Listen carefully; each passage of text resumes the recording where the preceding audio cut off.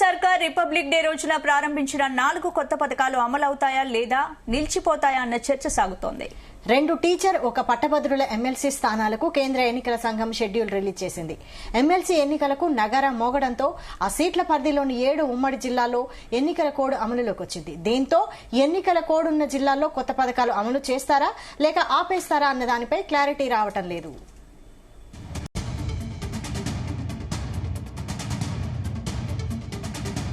గణతంత్ర దినోత్సవం రోజున మండలానికో గ్రామంలో 4 పథకాలను ప్రారంభించారు. పథకం మొదలైంది కాబట్టి కొనసాగించడానికి ఇబ్బందులు ఉండకపోవచ్చనే టాక్ కూడా వస్తోంది. అయితే ప్రభుత్వం నుంచి స్పష్టత రాకపోవడంతో పథకాల కోసం ఎదురు చూస్తున్న లబ్దిదారులు ఆందోళన చెందుతున్నారు.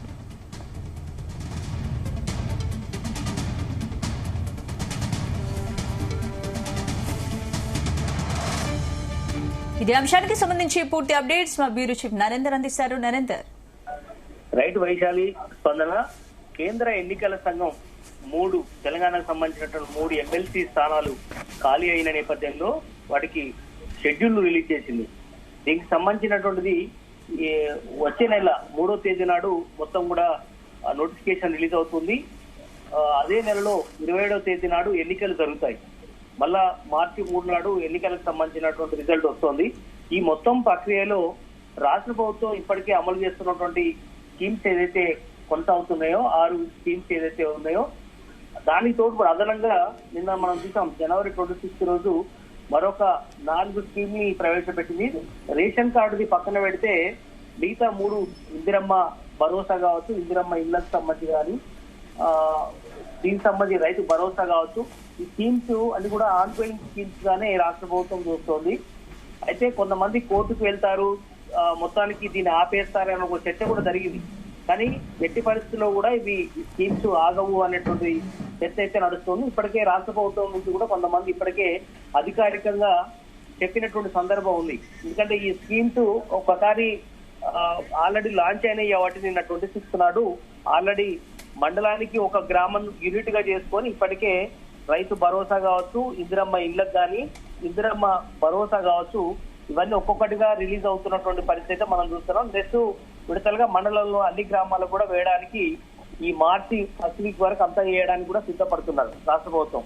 అయితే ఇలాంటి పరిస్థితుల్లో ఈ కేంద్రం నుంచి వచ్చినటువంటి నోటిఫికేషన్ ఏదైతే ఉందో షెడ్యూల్ రిలీజ్ అయిన నేపథ్యంలో ఈ నగరం మోగడంతో ఈ సీట్లకు సంబంధించినటువంటి 7 ఉమ్మడి జిల్లాలకు సంబంధించినటువంటి ఏరియాలో ఈ స్కీమ్స్ బంద్ అవుతాయన్నటువంటి సోషల్ మీడియాలో ట్రోల్స్ అవుతున్నాయి. కానీ ఇది వాస్తవం కాదనేటువంటి విషయాన్ని రాష్ట్ర ప్రభుత్వం స్పష్టం చేసింది.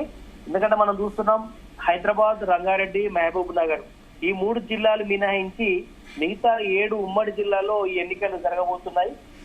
కనుక అటు నల్లగొండ, ఆదిలాబాద్, కరీంనగర్, అదే ఖమ్మం, ముఖ్యంగా అన్ని జిల్లాలు కూడా దీని పరిధిలోకి వస్తున్నాయి కాబట్టి మెదకు అన్ని జిల్లాలు కూడా వస్తున్నాయి కాబట్టి అటు టీచర్ ఎమ్మెల్సీ కావచ్చు, పట్టభద్రుల ఎమ్మెల్సీకి సంబంధించి పట్టభద్రులకు సంబంధించి ఒక సీట్ ఉంది. కరీంనగర్, నిజామాబాద్, కరీంనగర్ ఏరియాలకు సంబంధించినటువంటి ఒకటి ఉంది. మిగతా కరీంనగర్ కానీ, మెదక్ కానీ, నల్లగొండ కానీ ఇవన్నీ కూడా టీచర్ ఎమ్మెల్సీకి సంబంధించినటువంటి 2 సీట్లు ఖాళీగా ఉన్నాయి. ఏదైతే మనం చూసామో జీవన్ రెడ్డి కావచ్చు, మిగతా 2 టీచర్ ఎమ్మెల్సీకి సంబంధించినటువంటి వాళ్ళు కూడా ఉన్నారు. నర్సారెడ్డి కావచ్చు, మిగతా వాళ్ళు గౌతమ్ రెడ్డి, వీళ్ళ స్థానాలు ఖాళీ అయిన నేపథ్యంలో ఈ షెడ్యూల్ రిలీజ్ అయింది. కనుక ఈ స్థానాల్లో ఖచ్చితంగా కోడ్ వర్తించేస్తుంది, కోడ్ వల్ల ఖచ్చితంగా దాని పథకాలు ఆగిపోతాయన్న ప్రచారం సోషల్ మీడియాలో ట్రోల్ అవుతున్న నేపథ్యంలో రాష్ట్ర ప్రభుత్వం నుంచి ఒక క్లారిటీ ఇచ్చే ప్రయత్నం అయితే చేస్తున్నారు.